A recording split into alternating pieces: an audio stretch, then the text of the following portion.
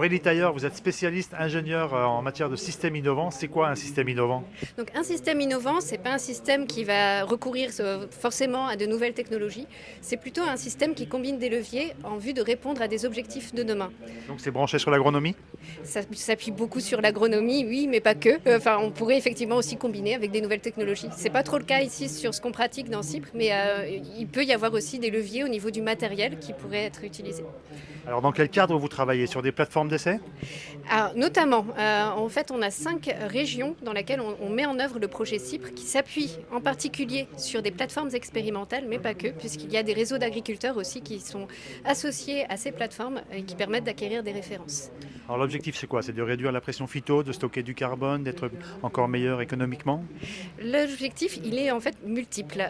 Au niveau national, dans Cypre, on s'est entendu sur un certain nombre d'enjeux en termes économiques, mais également environnementaux, effectivement, gaz à effet de serre, réduction des IFT.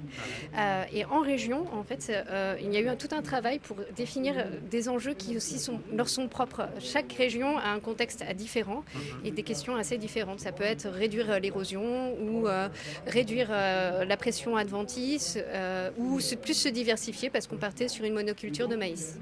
Ici on est en Poitou-Charentes, vous avez une plateforme aux environs? Alors peut-être la plus proche, ça serait Cypre-Berry. Et vous y faites quoi alors dans le Berry? Donc là, au Berry, on partait sur un contexte avec une rotation colza-blé-orge qui était actuellement là en cours d'impasse avec des pressions adventices très très fortes, une forte dépendance aux produits phytosanitaires et voilà, vraiment un besoin de faire évoluer le système pour réduire cette pression. Et là c'est quoi vos pistes de travail alors?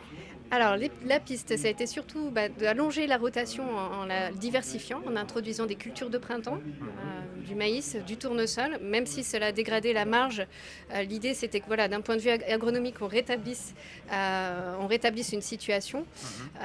Et il y a eu également tout un travail sur la fertilité des sols en réintroduisant des légumineuses, des couverts pour la restitution du carbone. Voilà, et également tout un travail sur l'alternance du travail du sol.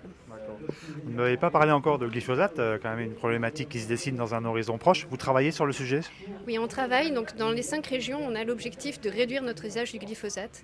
Et une des régions, le Lauragais, qui est justement actuellement fortement dépendante au glyphosate pour la gestion des couverts, qui était implantée pour des raisons de limitation de l'érosion, s'est fixé comme objectif d'aller plus loin et d'essayer de s'affranchir du glyphosate, ce qui nous a amené à revoir la rotation par rapport à ce qu'on avait pu définir initialement. Alors ce programme de recherche il est relativement récent. Est-ce que vous avez déjà des résultats et quelles sont les échéances à partir desquelles les agriculteurs pourront profiter de vos acquis? Alors en 2019, là, on sera à la 3e campagne. Donc on pourra commencer à mettre en évidence des effets système qui seront effectivement intéressants. On aura l'occasion, dans un perspective agricole, là, en novembre, de communiquer de premiers résultats. Un site internet également, Twitter également, sur lequel on peut trouver des informations. Mais c'est vrai que là, voilà, je pense qu'au bout de la 3e campagne, c'est là où on va communiquer plus largement sur ces enseignements. Alors, communiquer c'est bien, mais après faire adopter ces nouvelles techniques par les agriculteurs, ça sera aussi un autre challenge.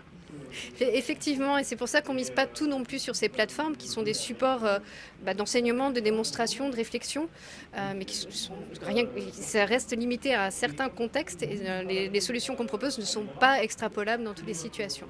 C'est pourquoi on souhaite que des agriculteurs soient associés à la démarche, donc avec des réseaux d'agriculteurs qui visitent la plateforme et qui eux-mêmes testent chez eux des solutions, les adaptent à leur contexte et diffusent les informations. Très bien. Aurélie Tailleur, je vous remercie. Bien, vous êtes les bienvenus. Et puis n'hésitez pas à venir visiter les plateformes Cypre ou à consulter les sites. Très bien. On va l'indiquer aux agriculteurs. Merci encore.